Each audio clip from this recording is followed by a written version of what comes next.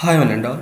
So in the previous class video, we looked into a software tool called Xilinx, and then we learned how to use that tool in order to simulate and verify the working of a given problem, right? So the objective of today's class video is here we shall write the Verilog hardware description language code for full adder, and we shall simulate it and verify its working, right? So as I said in the previous class video itself, in the manual you can find out the description of the ports, I mean specifically input and output pins and the VHDL code, right? Okay, looked into the port description first.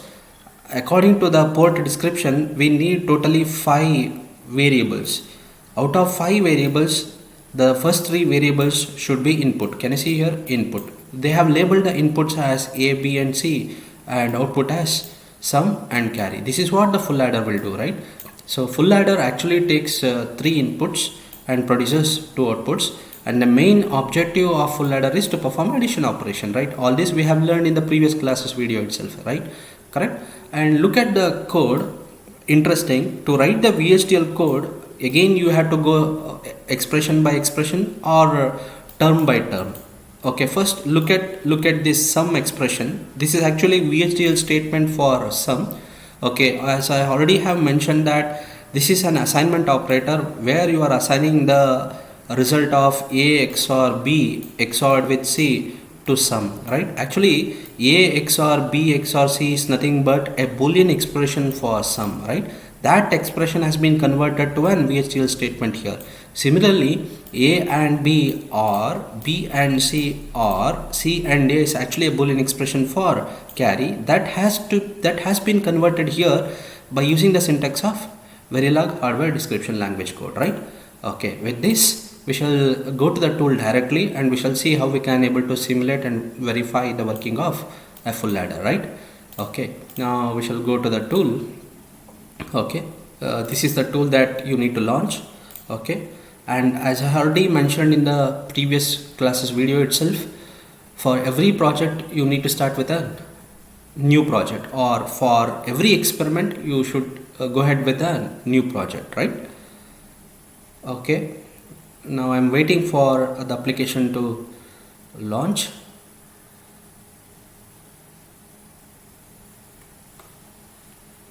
Okay, so this is a tip window. Okay, as I said, first what we have to do for every experiment, okay, we need to start with a new project. So go to click on file, choose new project, and you have to give the project name. Here I will give the project name as full adder. Okay, then click next, and as I said, every project should have a single source file. So click on new source file, and the type of that source file should be a VHDL module, and I can give a module name as M. Okay, and this is important. Now our aim is to simulate full adder, right? Okay, where it will take 3 inputs. I have labeled the inputs as A, B, C, and I will label the outputs as sum and carry. So actually sum should be output, okay, and carry should be output, where A, C, B, A all should be input. Clear?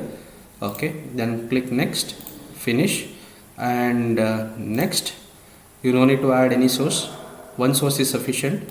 Click next and click finish. Okay, as already told in the previous video, so tool will automatically generate the statements.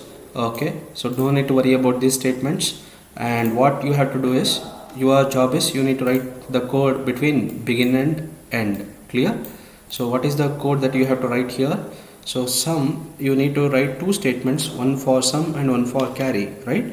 Okay, so before writing a statement here, you should be aware of boolean expression for sum and carry, and you should be aware of the syntax that you have to use in order to write the statement in Xilinx. Clear? Okay, sum is given by A XORed with B XORed with C, right? And the result of this should be stored in, so this actually is an assignment operator, should be stored in output variable called sum, and every statement should be terminated with semicolon. Clear? And similarly, you need to write the VSTL statement for carry, which is given by, okay, for better clarity you can use parenthesis even here, okay, for which is given by A ANDed with B, or then B ANDed with, okay, B ANDed with C, or okay, C ANDed with A. Okay, then the result of this should be stored in a variable called carry, right? Okay, and every statement should be terminated with semicolon, right? Okay, okay, there is no rule that this should start in the same line. Even you can write like this. You have flexibility like C. Okay, just cross verify whether carry is correct. A ANDed with B, or B ANDed with C, C ANDed with A ANDed with B, B ANDed with C, C ANDed with A. Correct? Okay. Now with this, now I hope we have successfully written the code properly. Now after this, after writing the code, what you have to do is, as I said, you need to check the syntax, right? Where you will find the syntax, checking syntax option under implement design, right? Click on plus icon of the implement design, click on plus icon of synthesize XST, and here you will find an option called check syntax. Double click on this. Okay, as I said, it will ask for to save your work. Always it's a good practice to save your work. If you already have saved that your work, then it won't ask for whether you want to save that, right? It is compiled successfully or completed successfully. So let me introduce the error myself, so that you will be aware of, you will be familiar how you will get if you have, error message if your code has an error, right? Okay, then I will save this. Okay, now again I want to check the syntax. Right click on that, rerun all. Okay, can you see here? This is how you will get an error message, so like this: approximate line number 44, approximate. Usually error will be there in the line above the highlighted line number, means actually error is there in line number 43, and it will also give the brief description like pass error, unexpected end, expecting something called semicolon, right? In line number 44, actually we need to place a semicolon in 43, right?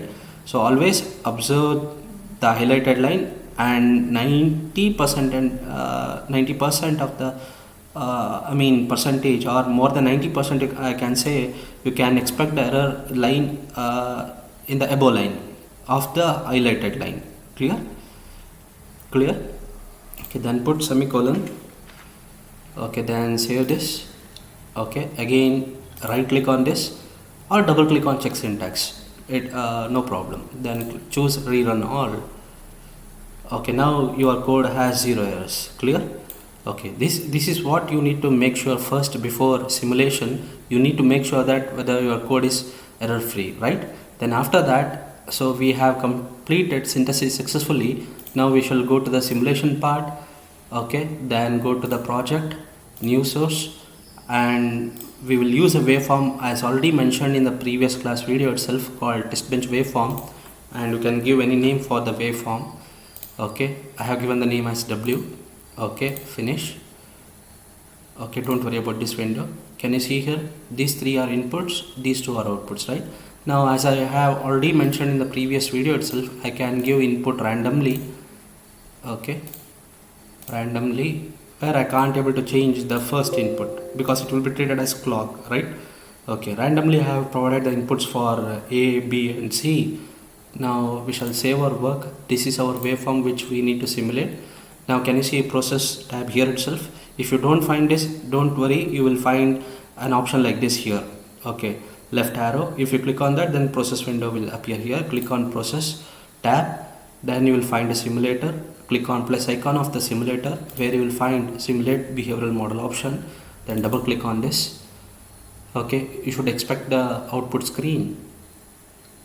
Okay, this is the output screen, and what you have to do now is you need to keep the truth table of full adder with you, and with the help of that truth table you need to verify this waveform.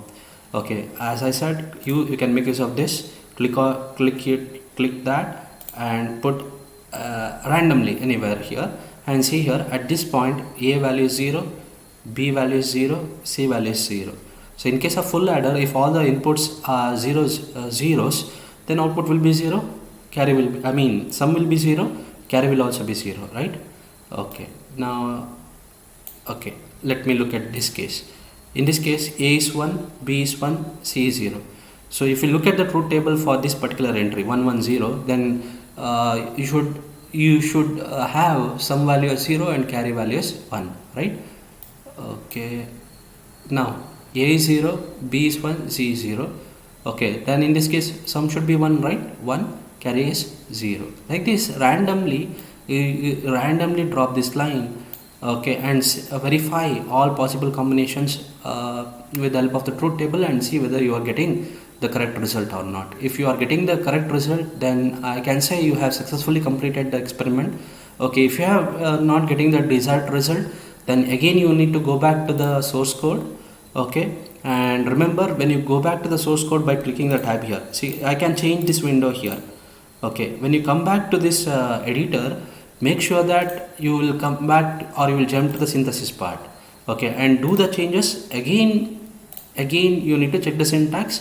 Then after that you need to switch on to behavioral simulation, and if you want to change the inputs, you change it over here. Okay, save it, then again select this, and you close this the current output window. Okay, yes, then again select this, go to process, simulate it. If you have not closed that window, then no problem, again it will ask, you will get one more message here, whether you want to store whether you want to close the current opened window, then choose yes in that case. Clear? Okay, again you can verify randomly here. Okay, now here A is 1, B is here in the sense means at this point A is 1, B is 1, C is 0. So in that case sum is 0 and carry is 1. Okay, this is how you need to carry out the experiment. And as I said, if you find that you are not getting the proper result, okay, follow that cycle, come back to the editor, change it to the synthesis part, and once you do the changes, make sure that again it will be compiled again. Then after successful compilation, you go to the simulation part and provide the input here. Okay, and then simulate it. Once you simulate it, you will get a simulation window like this. Clear? Okay, again if you have doubt with respect to this, you can contact me, okay, through WhatsApp or through phone call or through a mail. Okay, with this I will end this session, and in the next video we shall see or we shall discuss about the next experiment which falls under part B. Okay, thank you, Ananda.